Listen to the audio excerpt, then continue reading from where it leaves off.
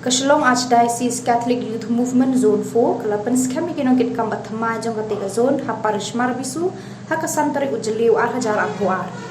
Lasdain katega sngi da kamas bakhoj balatarwa di parish priest i Father James Shilla i baderu i diocese youth director jong ka SACYM but i spiritual youth director ka zone 4 harangkat ka jingan lang i Father Cyrus Imle but i Father Augustine Here.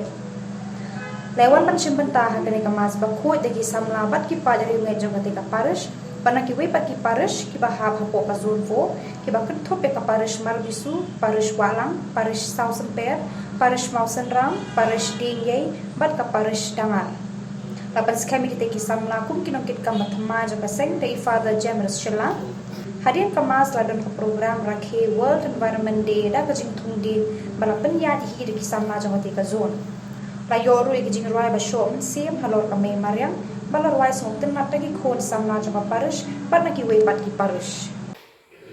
Agni kasi purang Pentecost peking ay jong sim jong play. Kumlo itip peking ay jong sim. Hatong iye kale judan iye kale om judan iye kale tamang itip bakadon kale. Islam ki kawe iye isik ki kawe. Kumlo itip bagidan kecil hakam nak cini. Nama don mensin.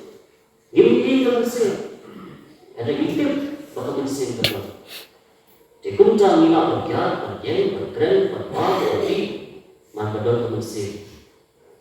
Mensin jauh boleh, boleh mensin. Person balai. Bakal dijulung 1% way. Kini disendrang kecuali bakin itu doang tadi disendrang Pentecost kita dapat dijunting, dijungsil, dijungkau, dijungkau.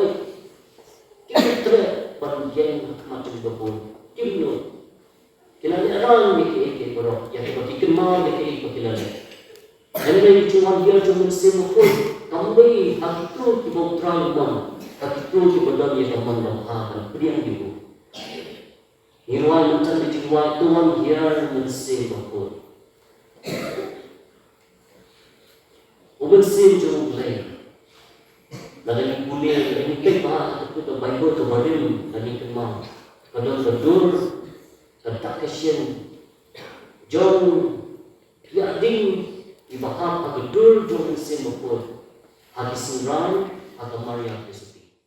Nong dalam jauh dikikun jauh doa begini musni kecil jauh bagian berkenai ka bagi tahu pada dalam Kristus Putra jauh.